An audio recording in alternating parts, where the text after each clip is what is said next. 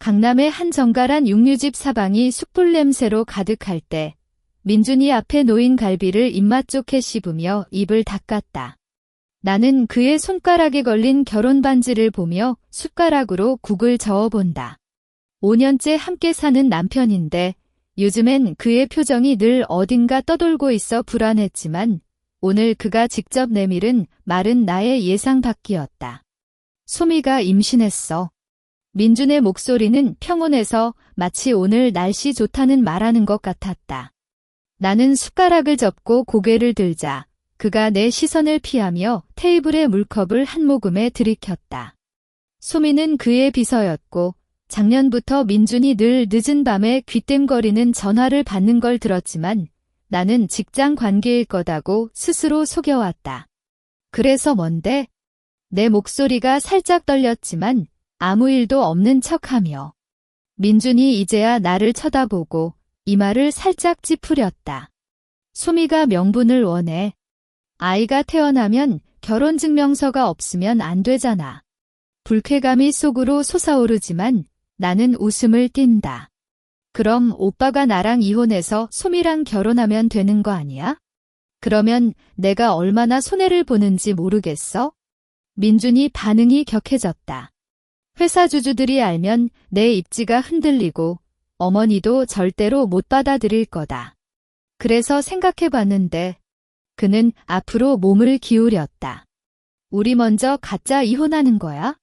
재산은 전부 내 명의로 옮기고 너는 일시적으로 처가에 가서 지내면 된다. 소미한테 아이를 낳게 하고 명분을 줘버린 뒤 다시 너랑 재혼하는 거지? 가짜 이혼. 그 말을 들으면서도 나의 손은 안정적으로 젓가락을 잡고 있다. 민주는 나의 침묵을 동의하는 건가라고 오해했는지 속도를 더했다. 걱정 마. 이혼 기간 동안 너의 생활비는 내가 다 책임지고 어머니 병원비도 내가 계속 내는 거다. 그냥 몇 달만 참아주면 돼. 어머니의 뇌경색 후 장기 요양 중이라는 걸 이용하는 거구나. 나는 숟가락으로 국밥을 퍼먹으며 입을 가린다. 속으로는 이미 얼음처럼 차가운 결심이 굳어있다. 3년 전 민준이 회사 계좌에서 100만 원을 빼돌려 카페에 썼을 때 나는 우연히 계산서를 봤지만 그가 친구 돕기라고 말해서 묻지 않았었다. 그런데 이제 보니 그 돈은 아마 소미에게 쓴 거였을 거다. 어때? 너도 이해하잖아. 민준이 나의 볼을 만지려 하자 나는 살짝 몸을 피했다. 좋아. 그렇게 하자. 민준의 눈이 환해지는 걸 보면서 나는 속으로 냉소했다. 가짜 이혼. 그럼 내가 진짜로 너를 지옥으로 보내주겠다. 이번엔 아무것도 묻지 않고 그냥 너의 모든 걸 빼앗아올 거다. 나는 다시 갈비를 집어들고 숯불의 불빛이 민준의 위선적인 미소를 비추는 걸 바라본다. 이 식당의 따뜻한 공기가 나에게는 차갑기만 했다. 반격의 시작이야, 민준아. 너는 지금부터 내가 설정한 덫에 걸릴 거다. 민준이 결제를 하고 나온 뒤 우리는 같이 지하철역으로 걸어갔다. 그가 앞서 걸으며 휴대폰을 만지고 있는 모습을 뒤에서 보니 분명 소미에게 문자를 보내는 건 틀림없었다. 5년 전 결혼식에서 평생 너만을 지켜줄게라고 속삭였던 그의 입술이 이제 다른 여자에게 달콤한 말을 건네고 있다는 생각이 아픔보다 분노를 불러일으켰다. 아파트 엘리베이터 안. 민준이 이혼 서류는 내가 준비해서 내일 줘라고 말할 때 나는 그저 끄덕였다. 문이 열리자 그는 먼저 집으로 들어가 겉옷을 벗고 거실로 갔고 나는 신발을 신는 사이에 현관의 전화기를 살짝 쳐다봤다. 그의 개인 핸드폰은 항상 비밀번호가 걸려있지만 집안에서 쓰는 무선전화는 비밀번호가 없었다. 저녁 11시 민준이 잠들었다는 소리가 나왔을 때 나는 조심스럽게 거실로 나갔다. 무선전화기의 통화 기록을 뒤져보니 최근 3개월 동안 소미라는 이름으로 매일 최소 5번 이상 통화한 기록이 가득했다. 그중 한 통화는 지난주 토요일 오후였는데 그때 민주는 회사 출장이라고 말하며 외출했었다. 나는 통화 기록을 카메라로 찍어 저장한 뒤 서재로 갔다. 민준의 책상 서랍에는 항상 비밀번호가 걸려있지만 그는 결혼기념일 선물로 준 시계의 번호를 사용하는 걸 나는 알고 있었다. 서랍을 열자 안에는 회사 관련 문서와 함께 작은 지갑이 있었다. 그 지갑 안에는 소미의 사진이 들어있을 뿐만 아니라 여러 장의 카드 결제 영수증이 꽂혀 있었다. 가장 위에 있는 영수증은 강남의 명품백 가게에서 나온 건데 금액이 500만 원이 넘었다. 구매일자는 지난달, 바로 민준이 회사 자금이 급해서 이번 달 월급은 늦게 줄게라고 말했던 날이었다. 나는 그때 괜찮아라고 말했지만 속으로는 의심이 컸다. 그런데 진짜 이유는 이런 거였구나. 서랍 가장 안쪽에 숨겨진 파일철을 꺼냈을 때 손이 살짝 떨렸다. 3년 전 민준이 회사에서 부장으로 승진했을 때 나는 그의 서류를 정리하다가 우연히 발견한 건데 그 안에는 회사 계좌에서 개인 계좌로 돈을 이체한 기록과 함께 소미의 계좌번호가 적힌 메모가 있었다. 당시 나는 그에게 물어봤지만 회사 동료의 긴급한 돕는 거라서라고 속여 넘겼다. 이제 보니 그 모든 게 거짓이었다. 파일철 안의 이체 기록은 최근까지 계속되고 있었다. 한 달에 평균 200만 원씩, 3년 동안이면 7,200만 원이 넘는 회사 자금을 소미에게 빼돌린 것이다. 이건 단순한 불륜이 아니라 직위를 이용한 횡령이다. 나는 파일철을 안에 넣고 서랍을 닫았다. 침실로 돌아가 민준의 잠소리를 들으며 속으로 결심했다. 가짜 이혼 같은 건 그의 전부를 박탈할 거다. 회사 자금 횡령 증거, 불륜 증거, 이 모든 걸 모아서 그를 직장에서 쫓아내고 재산도 하나 남김없이 빼앗을 것이다. 내일 그가 내놓는 이혼 서류는 바로 그의 파멸을 시작하는 신호일 뿐이다. 아침 7시 주방의 전자레인지 소리가 겨우 잠을 깨웠다. 나는 눈을 뜨자마자 침대 옆을 봤는데 민주는 이미 옷을 입고 거실에서 신문을 읽고 있었다. 어젯밤 서재에서 증거를 확인한 뒤 잠들었을 땐 이미 새벽이었어서 피곤함이 몸을 감싸지만 긴장감이 그걸 다 녹여버렸다. 나는 잠옷을 갈아입고 주방으로 나오자 민준이 신문을 접고 내게 손짓했다. 여기 있어? 내가 준비한 거다. 거실 테이블 위에는 흰색 봉투가 놓여 있었고 봉투를 열자 위장이혼 합의서와 이혼 신고서가 꽂혀 있었다. 각서에는 재산은 전부 민준 명의로 이전하며 혼인 기간 중 발생한 모든 부채는 각자 부담한다는 글씨가 눈에 띄었다. 이거 재산 관련 내용은 좀 이상한데? 내가 의아한 표정을 짓자 민준이 웃음을 쳤다. 그래야 위장이혼이 믿기잖아. 나중에 재혼하면 다 돌려줄게 뭐. 너도 알잖아. 내가 너한테 못해주는 건 없다. 나는 서류를 펼쳐보는 대신 주방으로 돌아가 커피를 따냈다. 민준이 뒤따라와서 내 어깨를 잡았다. 뭘 망설이는 거야? 어제 식당에서 잘 얘기했잖아. 그의 손이 무거워서 어깨가 구부러질 것 같았다. 어머니가 오늘 다시 검사를 받잖아. 병원비는 내가 다 맡아줄게. 그런데 만약 우리 이혼이 늦어지고 주주들이 나의 사생활을 뒤지면 그는 말을 멈추고 나의 표정을 살펴봤다. 어머니는 작년 뇌경색으로 수술을 받은 뒤 계속 병원에 입원해 있고 매달 치료비가 300만 원씩 들어간다. 나는 결혼 후 집안일에 전념하다가 어머니가 아파지면서 일을 다시 시작했지만 월급으로는 병원비를 감당하기 어려워 민준이 주로 부담해줬다. 그게 바로 그의 가장 큰 무기였다. 어머니가 나 때문에 걱정하면 안 되잖아. 민준의 목소리가 부드러워졌지만 그 뒤에 감춰진 위협은 명확했다. 이 서류에 서명만 하면 돼. 오늘 안에 제출해야 다음 단계가 진행되거든. 소미도 이제 몸이 무거워지니까 급해. 나는 커피잔을 꽉 쥐었다. 유리잔이 손바닥에 압력을 주는 느낌이 겨우 분노를 누르는 걸 도왔다. 서명하면 오늘 병원비를 내주는 거야? 내 목소리가 낮았다. 민준이 즉시 끄덕고 지갑에서 카드를 꺼냈다. 이 카드로 결제해. 비밀번호는 어머니 생일이야. 너도 안심하고 서명해. 카드를 받는 순간 손이 살짝 떨렸다. 어머니가 병실에서 우리 소윤, 힘들지?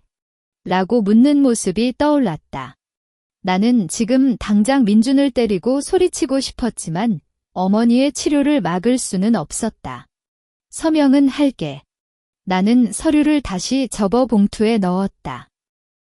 근데 나도 조건이 있어? 민준의 눈이 살짝 크게 뜨더니 뭔데? 라고 물었다. 이혼 기간 동안 나는 이 아파트에 계속 살아야 해. 처가에 가서 지내면 어머니가 의심할 거고 나도 병원에 자주 갈 수 없어. 나는 직접 그의 눈을 쳐다봤다. 이 조건만 맞춰주면 오늘 안에 서명해서 너에게 주겠다. 민준이 잠시 생각하다가 끄덕였다. 좋아. 그럼 빨리 해줘. 오후에 법원에 가야 되거든. 그는 카드를 내려놓고 출근 준비를 하기 위해 방으로 갔다. 나는 그의 뒤를 보며 커피를 마셨다. 쓴맛이 입 안가득 퍼졌지만 나는 웃음을 참지 못했다. 아파트에 남아있는 건 모든 증거를 모으는 최적의 조건이었기 때문이다. 너의 협박은 오히려 나의 편을 돕고 있는 거야, 민준아. 민준이 출근하는 차량 소리가 멀어지자 나는 즉시 휴대폰을 꺼냈다. 화면에 저장된 김 변호사 연락처를 누르는 손가락은 결연했다. 김 변호사는 대학 동기의 언니가 추천해준 사람으로 가정법 관련 사건에서 강력한 변론력을 가지고 있다는 소문이 들었다. 전화가 3번 울린 뒤 연결됐다. 안녕하세요, 김 변호사. 저는 박소윤이라고 해요. 이전에 YJ그룹의 이 언니가 추천해줬는데, 이 언니 말씀하신 분이시죠? 지금 시간 나세요? 10시쯤 사무실에서 만나 이야기해도 될까요? 김 변호사의 목소리는 견고하면서도 친절했다. 나는 즉시 응했고 민준이 준 병원비 카드와 함께 모든 증거를 담은 파일처를 가방에 넣었다.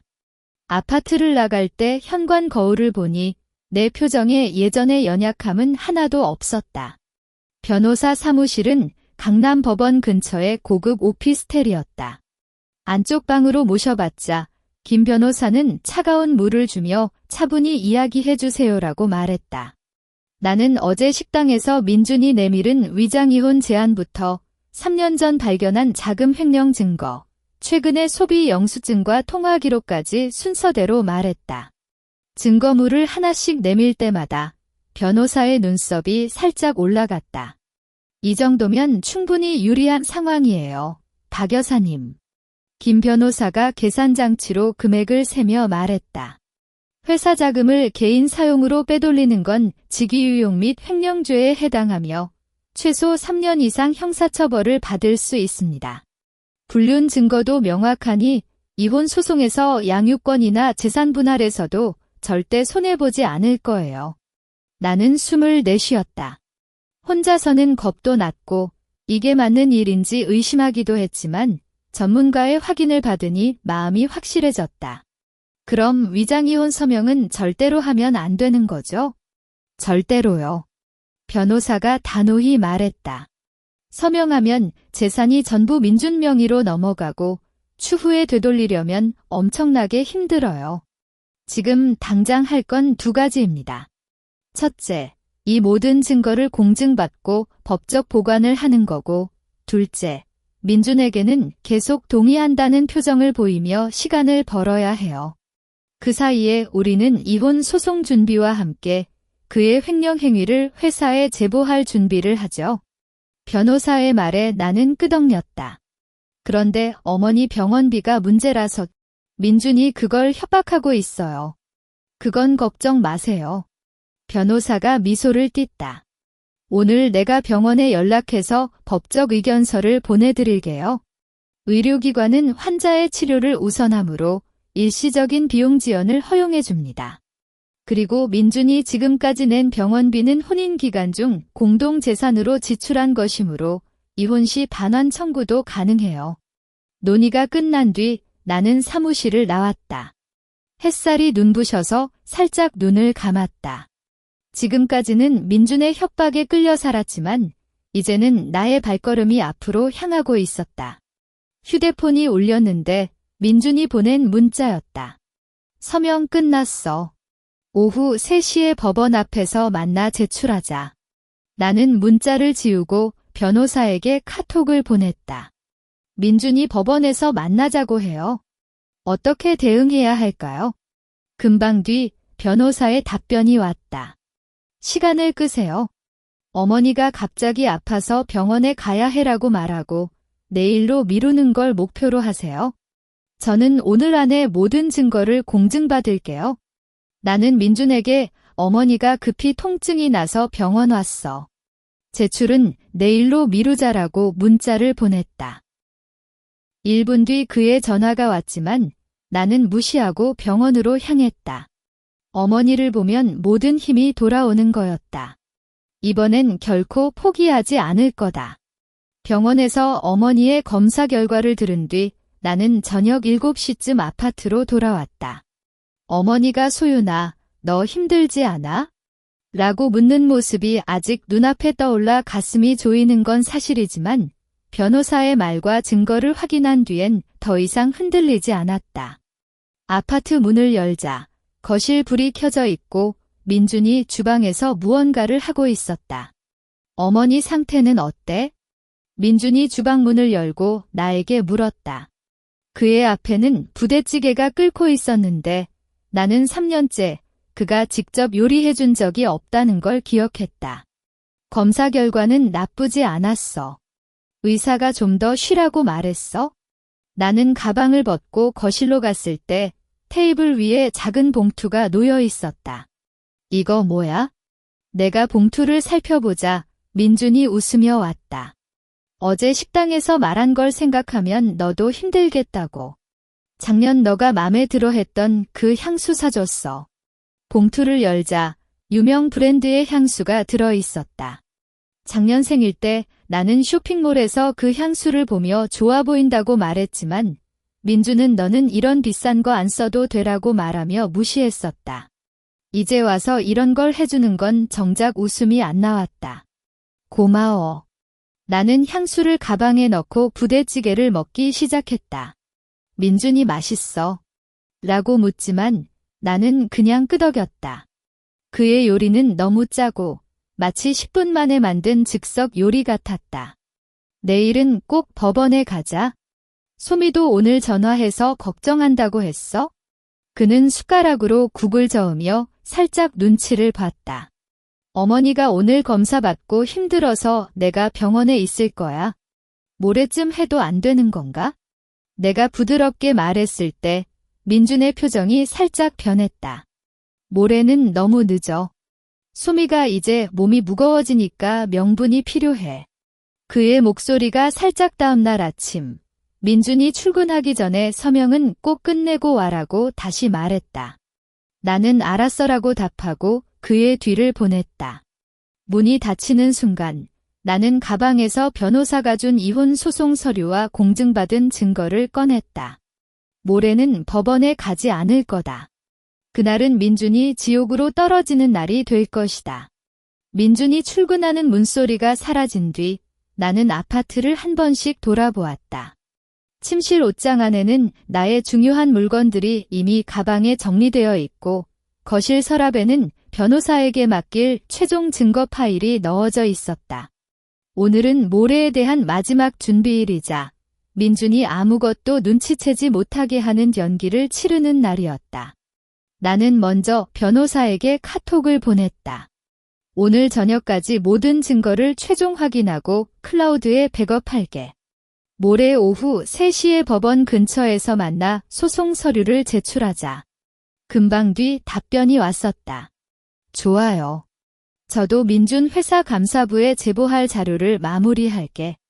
그가 서류 제출 안 된다는 걸 눈치챌 때쯤이면 회사 쪽도 동시에 움직일 거예요. 오후 2시, 나는 민준이 준 위장이혼 서류를 꺼냈다. 표면에는 서명할 자리에 연필로 가벼운 표시만 하고 아무것도 쓰지 않았다. 만약 민준이 갑자기 돌아오면 글씨가 잘 안 나와서 다시 쓰려고라는 핑계를 세워야 했다. 그 뒤로는 주방을 정리하고 민준의 옷도 세탁해서 말렸다. 이 모든 건 나는 아직 순순히 준비하고 있다는 인상을 주기 위한 것이다. 저녁 6시쯤 민준이 돌아왔다. 그의 얼굴에는 웃음이 떠 있었는데 아마도 소미에게 모레까지 끝낼게라고 약속했기 때문일 거다. 서명 끝냈어. 그는 갑자기 서류를 묻자 나는 살짝 긴장한 표정을 짓고 어제 너무 피곤해서 잤어. 지금 하려고 했는데 너 왔어. 빨리 해야지. 모레가 벌써 다가왔잖아. 민준이 거실에 앉아 TV를 켰다. 나는 주방에서 물을 마시며 그의 모습을 살펴봤다. 그가 집중해서 TV를 보고 있는 틈을 타 서재로 들어갔다. 민준의 컴퓨터는 잠금 화면이 떠 있었지만 비밀번호는 우리 결혼 기념일이므로 나는 알고 있었다. 컴퓨터를 켜자 금융 프로그램이 자동으로 실행됐다. 최근 6개월간의 거래 기록을 살펴보니 매달 15일마다 소미의 계좌로 200만 원씩 이체하는 기록이 명확했다. 지난달에는 500만 원을 추가로 보냈는데 그날이 바로 소미에게 명품백을 산 날이었다. 나는 이 화면을 스크린샷으로 찍고 엑셀 파일로 추출해서 USB에 저장했다. 그 뒤로는 회사 관련 폴더를 열었다. 민준이 회사 프로젝트 비용으로 명시한 계좌가 있는데 그 계좌는 사실 그의 개인 계좌였다. 거기서 소미의 계좌로 돈을 옮기는 기록이 가득했다. 이 파일은 이미 공증받았지만 최신 기록을 추가해야 더 강력한 증거가 된다. 나는 파일을 복사해서 클라우드에 업로드했고 USB에도 한 번 더 백업했다. 약 30분 뒤 나는 서재를 나왔을 때 민준이 이미 잠들어 있었다. 아마도 오늘도 소미와 오래 통화했거나 마지막 관문이라고 생각해서 긴장했기 때문에 피곤했을 거다. 나는 그의 휴대폰을 살펴보려고 했지만 비밀번호가 바뀌었는지 접속이 안 됐다. 하지만 이제는 그런 게 필요 없었다. 이미 충분한 증거가 모였기 때문이다.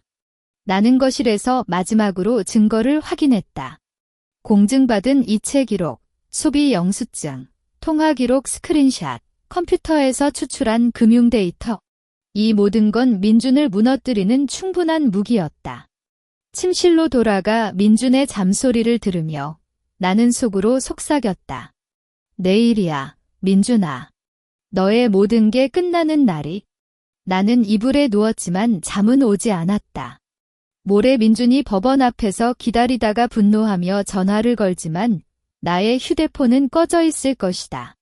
그때 그가 느낄 절망감을 상상하며 오랫동안 숨겨왔던 한숨을 내쉬었다. 이제는 돌이킬 수 없다. 나의 반격이 시작될 것이다. 새벽 5시, 아침 햇살이 아파트 창문에 살짝 비칠 때 나는 일어났다. 민준은 아직 깊은 잠에 빠져 있어 그의 숨소리는 평소보다 거칠었다. 나는 미리 준비한 편지를 침실 문에 붙이고 가방을 메고 조심스럽게 문을 열었다. 편지에는 서류는 거실 테이블에 놨어. 나는 어머니 병원에 먼저 갈게, 법원에서는 기다려줘라고 적었지만 그 뒤에는 서명이 없는 빈칸이 남아 있었다. 아파트 밖은 아직 차갑지만 나의 마음은 뜨거웠다. 변호사가 미리 보내준 위치로 가면 그녀가 차로 기다리고 있었다. 모든 게 준비됐어요. 김 변호사가 내가 차에 타자마자 말했다. 민준 회사 감사부에 익명 제보를 완료했고 검찰 쪽에도 연락을 취했어요. 그가 법원에서 긴장하다가 회사 전화가 오는 순간 정말 멋질 거예요. 우리는 먼저 병원으로 향했다. 어머니가 아침 식사를 하려고 일어나던 참이었다. 소윤아, 왜 이렇게 일찍 왔어? 어머니가 내 손을 잡았을 때 나는 오늘부터 꼭 곁에 있을게라고 말했다. 어머니는 의아해하며 나를 쳐다봤지만 그냥 미소를 띠다. 이곳이 지금 나에게 가장 안전한 항구이자 반격에 힘을 주는 곳이었다. 한편 민주는 오전 10시쯤 잠을 깼다. 침실에 나의 모습이 없자 당황했지만 문에 붙은 편지를 보고 안심했다. 그는 거실 테이블에서 위장이온 서류를 꺼냈지만 급히 서명을 찾다가 표정이 갑자기 어두워졌다. 이런, 그는 소리내어 외쳤지만 나는 그의 분노를 들을 수 없었다. 그는 급히 휴대폰을 꺼내 나에게 전화했지만 나의 휴대폰은 이미 꺼져 있었다. 그냥 법원에서 기다리면 왔을 거야? 민주는 스스로를 달래며 서류를 가방에 넣고 출발했다. 법원 앞에는 오후 1시, 약속 시간인 2시보다 1시간 일찍 도착했다. 그는 길가에 앉아 휴대폰을 계속 보며 기다렸지만 나의 연락은 오지 않았다. 주변을 둘러보니 결혼식을 앞둔 커플들이 행복하게 이야기하는 모습이 보였고 그 모습이 더욱 분노를 자극했다. 오후 2시가 되자 민주는 다시 나에게 전화를 걸었다. 여전히 꺼져 있다. 그는 급히 카톡을 보냈지만 읽음 표시가 뜨지 않았다. 어디 갔어? 빨리 와. 병원에서 무슨 일이야? 서명을 왜 안 했어? 수십 통의 카톡을 보냈지만 답변은 없었다. 시간이 지날수록 그의 손이 떨렸다. 소미가 오늘 정말 끝나는 거지? 라고 문자를 보냈지만 그는 답할 자신이 없었다. 오후 3시, 이미 약속 시간이 1시간 지났다. 민주는 법원 앞을 왔다 갔다 하며 주변 사람들의 시선을 의식했다. 그의 얼굴은 빨갛게 달아오르고 목소리도 높아졌다. 박소윤, 너 이게 뭔 짓이야? 그는 소리내어 외치며 나의 휴대폰을 또다시 걸었지만 결과는 같았다. 이때 그의 회사 전화가 왔었다. 감사부장의 번호였다. 민준 씨, 지금 당장 회사로 와주시기 바랍니다. 심각한 문제가 발생했어요. 감사부장의 목소리는 매우 심각했다. 우리 회사 계좌에서 개인 계좌로 돈이 이체된 기록이 발견됐고 관련 증거가 제보되었습니다. 지금 와서 설명해 주세요. 민주는 전화를 놓고 멍하니 서 있었다. 회사, 증거, 그 단어들이 머릿속을 맴돌았다. 그는 갑자기 나의 편지 내용을 떠올렸다. 서명이 없는 서류, 꺼진 휴대폰, 회사의 전화, 이 모든 게 연결되는 순간 그는 무엇을 했는지 깨달았다. 박소윤, 너 이런 걸... 그는 기절할 것 같아서 주변의 벤치에 앉았다. 소미가 다시 문자를 보냈지만 그는 눈도 안 뜨고 있었다. 법원 앞의 사람들은 그를 이상하게 쳐다보지만 그는 상관하지 못했다. 평생을 걸고 쌓아온 지위와 재산, 그리고 속이는 줄 알았던 아내, 모든 게 한순간에 무너지는 걸 느꼈기 때문이다. 이때 그의 휴대폰이 다시 울렸는데 이번에는 소미의 전화였다. 하지만 그는 이제 답할 힘이 없었다. 나는 병원 창문에서 이 모든 걸 보고 있지는 않았지만 변호사가 민준이 법원 앞에서 황급해하고 있어요. 회사 전화도 받았어. 라고 말했을 때 나는 웃음을 띠다. 어머니가 뭐가 그렇게 좋아? 라고 묻자 나는 어머니가 잘 아파드는 거라서라고 말했다. 이것이 바로 나의 첫 번째 반격이었다. 이제 시작일 뿐이다. 민준이 소미의 전화를 받은 순간 귀에 들리는 소리가 마치 칼처럼 날카로웠다. 오늘 명분을 정리한다고 했잖아. 지금 몇 시냐? 왜 연락이 안 돼? 소미의 울음 섞인 외침이 주변 사람들의 시선을 모두 끌었다. 민주는 황급히 옆으로 걸어가 목소리를 낮췄다. 잠시 문제가 생겼어. 소윤이, 어머니 병원 사정으로 늦고 있어? 병원.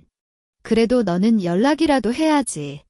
소미의 목소리가 더 높아졌다.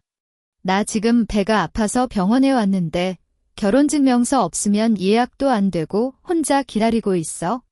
너 그동안 내게 한 약속은 뭐였어? 아이가 태어나기 전에 명분을 줬다고. 민주는 말을 잇지 못하고 겁먹은 표정을 짓는다. 그는 언제나 소미를 부드럽게 달래며 통제해왔지만 지금은 그럴 힘이 전혀 없었다. 곧 갈게. 나 지금 회사에 급한 일이 있어서 처리하고 와야 해. 민준이 어렵게 말하자 소미가 너 속이는 거 아니지? 지금 당장 나한테 위치를 보여줘. 라고 외쳤다. 민주는 법원 앞이라는 걸 말하면 소미가 직접 달려올 걸 알았기에 차 안에서 통화 중이라 위치 안 보여. 1시간 안에 확실히 연락할게라고 거짓말을 하고 전화를 끊었다. 그는 급히 차에 올라가 아파트로 향했다. 나의 물건이 아직 많이 남아있는 걸 보면 나는 병원에 단순히 있을 거라고 생각했다. 하지만 침실을 뒤져보니 나의 중요한 물건과 증거 파일은 하나도 없었다. 문에 붙인 편지 밑에는 나의 손글씨로 우리의 관계는 여기까지다라는 작은 글씨가 새겨져 있었는데 그는 지금이야 그 의미를 깨달았다. 이 바보. 민주는 소리내어 울부짖고 주변 물건을 휙휙 치웠다. 침대 커버가 떨어지고 책장이 뒤집히는 소리가 아파트 안에 울렸지만 아무도 그를 달래주지 않았다. 그는 다시 휴대폰을 꺼내 나의 친구들에게 전화했지만 모두 소윤이 연락 안 했다고 말했고 결국엔 어머니에게 전화를 걸었다. 어머니, 소윤이 안 보여? 병원에도 없는데. 소윤이 아까 전화했어? 민준이랑 잘못된 관계를 끝내고 새로 시작할 거다고. 어머니의 목소리는 차갑고 차분했다. 나도 이제 너의 짓을 모르는 건 아니야? 소윤이가 너의 불륜과 돈을 빼돌리는 걸 다 말했어. 나의 병원비는 앞으로 내가 스스로 관리할게. 너 같은 아들 필요 없어. 전화가 끊기는 소리가 마치 최후의 판결처럼 민준의 머리를 때렸다. 결국 민준은 회사로 향했다. 감사부장이 그의 책상을 둘러싸고 있었다. 이 계좌는 너의 개인 계좌지? 그리고 이 여자는 누구야? 감사부장이 소미의 계좌 정보를 보여주자 민준의 얼굴이 하얗게 변했다. 그건 동료에 돕는 거였어. 동료. 매달 200만 원씩 3년째 돕는다는 거야? 감사부장의 질문에 민주는 입을 열지 못했다. 이때 회사 현관에서 큰 소리가 들렸다. 김민준. 너 나 보여? 소미가 배를 안고 회사로 달려들었던 것이다. 직원들이 모두 고개를 돌렸고 민주는 얼굴을 숨고 싶어 했다. 나한테 명분을 줘. 아이가 이렇게 커 있는데 너 뭐 하고 있어? 소미가 민준의 팔을 잡아당기자 민준이 화가 나서 꺼져. 지금 내가 급해. 라고 외쳤다. 그 순간 소미가 갑자기 배를 잡고 무릎을 꿇었다. 아, 배가 아파? 소미의 눈물이 흘렸다. 주변 직원들의 속삭임 소리가 들리고 감사부장은 한숨을 내쉬며 병원에 불러라고 부서원에게 말했다. 민주는 소미를 안고 급히 병원으로 달렸지만 그의 마음은 이미 혼란스러웠다. 회사의 횡령 의혹, 소미의 갑작스러운 상태, 그리고 사라진 모든 게 동시에 몰려오는 압박감이 그를 숨막히게 만들었다. 나는 변호사로부터 이 모든 소식을 들었다. 민준이 소미랑 같이 병원에 갔어요. 회사 쪽도 내부 조사를 시작했고 주주들도 알게 됐어요. 김 변호사의 목소리가 들릴 때 나는 어머니의 손을 가볍게 잡았다. 이혼 소송 서류는 내일 제출할게요. 네, 변호사님. 그때 함께 증거도 제출해 주세요. 어머니가 소윤아, 정말 괜찮아? 라고 묻자 나는 미소를 짓고 답했다. 응, 이제 모두 잘 될 거예요. 창문 밖의 석양이 어머니의 얼굴을 비추고 있었고 그 모습이 나에게 최강의 힘을 주었다. 민준이 겪고 있는 고통은 그가 자초한 것이며 이는 아직 끝나지 않았다. 다음은 나의 차례였다. 아침 9시 법원 앞에 김 변호사와 함께 서 있을 때 나의 손은 한결같이 안정적이었다. 변호사가 이혼 소송 서류, 재산 분할 청구서, 그리고 민준 씨의 횡령 및 불륜 증거가 모두 담긴 파일입니다라고 말하며 서류를 내밀자 담당 관원이 우리를 안내했다.